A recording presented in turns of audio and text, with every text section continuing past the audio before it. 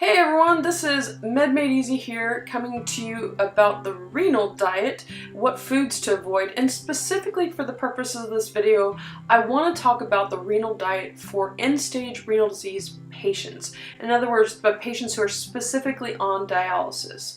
Dialysis is basically when the blood is filtered through a machine that acts like your kidneys.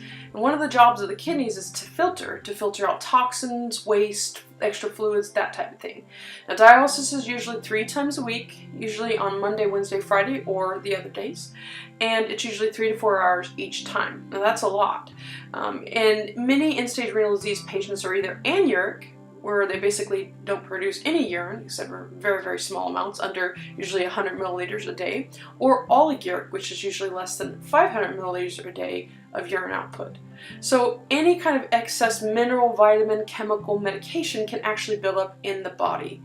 Dialysis does take care of many of these elements to get it, basically pull it off of the body, the things that the body does not need. However, certain things like phosphorus, for example, is something that we have in our foods, but it's not dialyzed very well, or doesn't come off very well, I should say.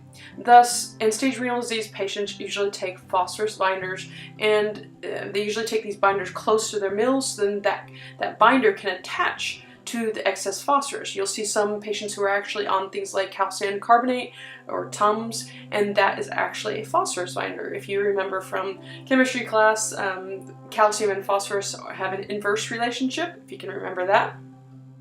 Let's move on to our end-stage renal disease question. The patient has end-stage renal disease. Their family brought some food and drinks into the hospital for the patient. Which food below should the patient avoid? A. Salmon. B. Baked potato. C. Grape juice, 4 ounces. Or D. Sherbet. What's your answer?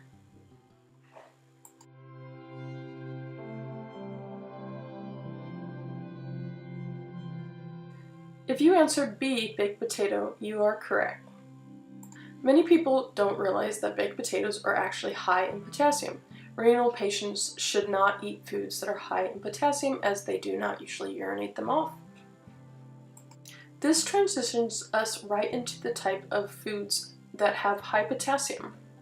It's probably one of the most well-known chemistry labs that people are aware of that can, you have to watch in renal patients.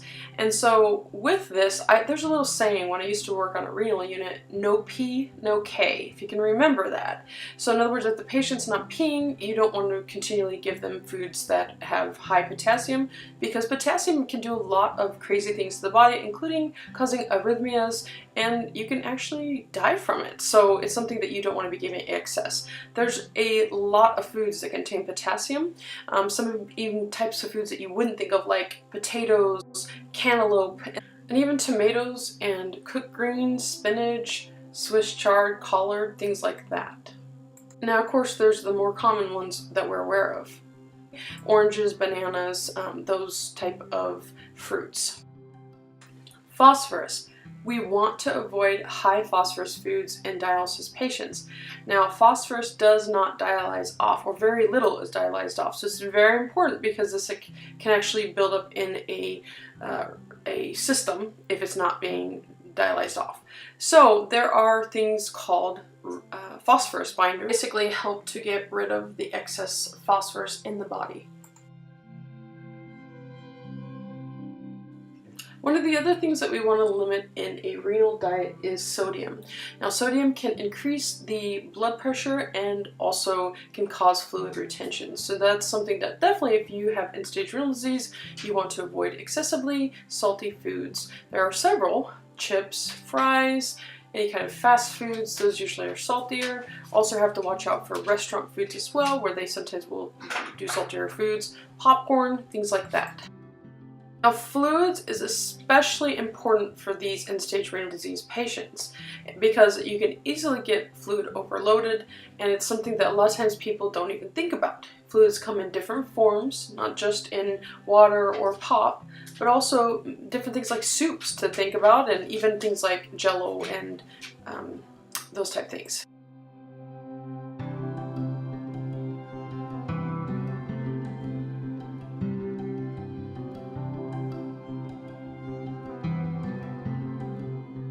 Guys, so much for watching. Please hit the subscribe button and also the notification bell so then you get our latest videos, and give this video a thumbs up. That lets us know that you like these type of videos. We can make more.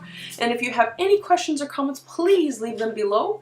Also, see our other sites. We are on Pinterest, Instagram, and also on Facebook. We have a nursing question info group. Be sure to check that out and stay tuned until the next video.